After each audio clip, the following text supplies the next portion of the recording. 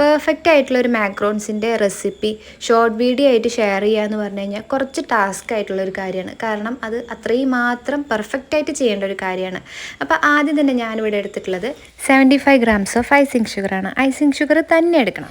ഇനി വേണ്ടത് almond floor ആണ്. അത് 18 gram എടുത്തിട്ടുണ്ട്. ഞാനിവിടെ താഴെ മെഷർമെൻ്റ് ഒക്കെ കറക്റ്റായിട്ട് കാണിക്കുന്നുണ്ട് കേട്ടോ. പിന്നെ വേണ്ടത് 2 മുട്ടയുടെ വെള്ളയാണ്. അതൊരു 60 ഗ്രാമോളം വരുന്നുണ്ട്. ഇത് മുഴുവനായിട്ട് ചേർക്കുക. പിന്നീട് വേണ്ടത് പൊടിക്കാത്ത പഞ്ചസാരയാണ്. അത് 55 gram. ഇനി നമ്മൾ നേരത്തെ റെഡിയാക്കി വെച്ചിട്ടുണ്ടായിരുന്ന ആൽമണ്ട് ഫ്ലോറും ഐസിങ് ഷുഗറും കൂടി ഒരു മിക്സിയുടെ ജാറിലോട്ട് ഇട്ടിട്ട് ഒന്നുകൂടി പൊടിച്ചെടുത്തതിന് ശേഷം ഇതുപോലെ അരിച്ചെടുക്കുക. റിമൈനിങ് വന്നത് കളയാട്ടോ. ഇനി ഒരു ബീറ്റർ വെച്ച് ഈ മുട്ട നന്നായിട്ട് അടിച്ചെടുക്കുക.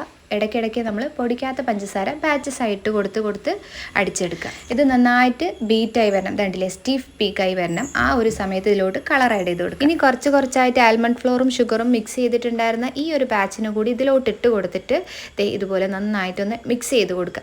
കുറച്ചായിട്ട് ഇട്ട് കൊടുത്ത് ഇളക്കി കൊടുത്താൽ മതിയാവും കേട്ടോ. ഇനി ഇത് നന്നായിട്ട് മിക്സ് ചെയ്ത് കൊടുക്കുക.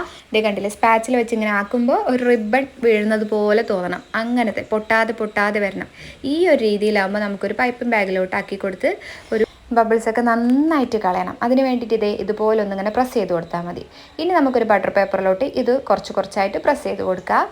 വളരെ ഈസിയാണ് കേട്ടോ അങ്ങനെ ചെയ്യാനായിട്ട്. ഒന്നിങ്ങനെ പ്രസ് ചെയ്ത് കൊടുക്കുമ്പോൾ തന്നെ ഇതുപോലെ വന്നോളും. ഇനി നന്നായിട്ടൊന്ന് ടാപ്പ് ചെയ്ത് കൊടുത്തിട്ട് ഒരു 1 hour പുറത്ത് റെസ്റ്റ് ചെയ്യാനായിട്ട് വയ്ക്കുക. അതിനുശേഷം 180 ഡിഗ്രിയിൽ ഒരു 15 minute ബേക്ക് ചെയ്തെടുത്ത് കഴിഞ്ഞാൽ ഇതുപോലുള്ള അടിപൊളി മാക്രോൺസ് റെഡി. താങ്ക്